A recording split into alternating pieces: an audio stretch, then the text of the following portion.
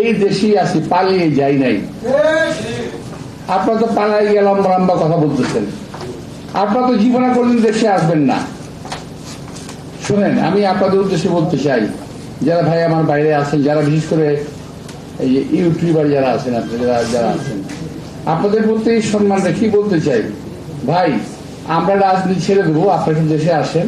আপনাদের অনেক জ্ঞান, আপনাদের অনেক বুদ্ধি, আপনাদের জ্ঞান বুদ্ধি আমাদের অনেক প্রয়োজন। আপনারা দয়া করে দেশে আসেন, বুদ্ধি দেন, কথা বলেন, কাজ করেন, মেনে নেব। আমরা রাজনীতি করবো না, আপনারা আসেন না। নির্বাচন না সংস্কার? ভাই নির্বাচন না সংস্কার যদি আলাপ করি, অনেক লম্বা আলাপ হবে, করবো দরকার পড়লে। কিন্তু ছোট্ট একটা কথা কি জানেন, নির্বাচনের বিকল্প শুধুমাত্র নির্বাচনই হতে পারে, অন্য কোনো কিছু হতে পারে না। নির্বাচনের বিকল্প নির্বাচন। এখন আমি বুঝি না, এখন আমি কথা বললেই তো বলবো যে মেরি আব্বাস তো সংস্কারের বিরুদ্ধে কথা কয়, সংস্কার চায় না। আরে ভাই না,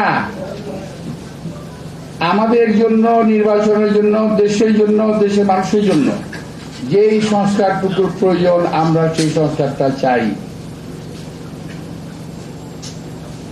কিন্তু আমি একটা বললাম না, একদিন বলছিলাম যে আপনারা যেগুলা বলতেছেন সংস্কারের কথা, সব সংস্কার তো মানা যাবে না। এই কথাটাকে টুইস্ট করে আমাদের কয়েকজন বিদেশি অবস্থানরত তথাকথিত সাংবাদিক টুইস্ট করে এমন ভাবে বলল, বিএনপি সংস্কার চায় না, মির্জা আব্বাস সংস্কার চায় না।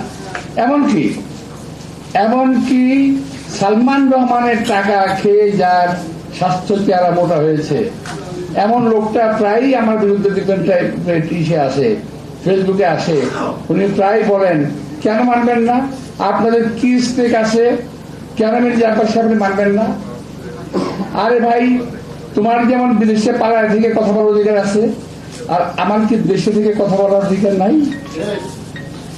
আমি এই দেশে থেকে মৃত্যুদণ্ড মাথায় নিয়ে, জেল জুলুম মাথায় নিয়ে, জেলে থেকে আমার সহকর্মীদের নিয়ে আমি জেলখানায় থেকেছি।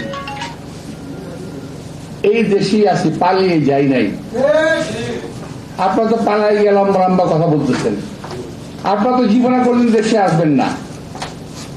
শুনেন, আমি আপনাদের উদ্দেশ্যে বলতে চাই, যারা ভাই আমার বাইরে আছেন, যারা বিশেষ করে এই যে ইউটিউবার যারা আছেন, যারা আছেন, আপনাদের প্রতি সম্মান রেখে বলতে চাই, ভাই আমরা রাজনীতি ছেড়ে দেবো, আপনারা দেশে আসেন। আপনাদের অনেক জ্ঞান, আপনাদের অনেক বুদ্ধি, আপনাদের জ্ঞান বুদ্ধি আমাদের অনেক প্রয়োজন। আপনারা দয়া করে দেশে আসেন, বুদ্ধি দেন, কথা বলেন, কাজ করেন, মেনে নেব। আমরা রাজনীতি করবো না, আপনারা আসেন না। দেশে আসবেন না, আবার চিৎকের মেলায় কথা বলবেন, সমালোচনা করবেন, জাত গোষ্ঠী উদ্ধার করবেন, এগুলো কেমন কথা বলবেন ভাই? মিথ্যা কথা বলবেন, অপপ্রচার করবেন, অপকথা বলবেন, কথা বলবেন, কুকথা বলবেন, একটা মানুষের চরিত্র হরণ করবেন, এগুলো কি? এগুলো কোনো খুব গঠনমূলক কাজ না।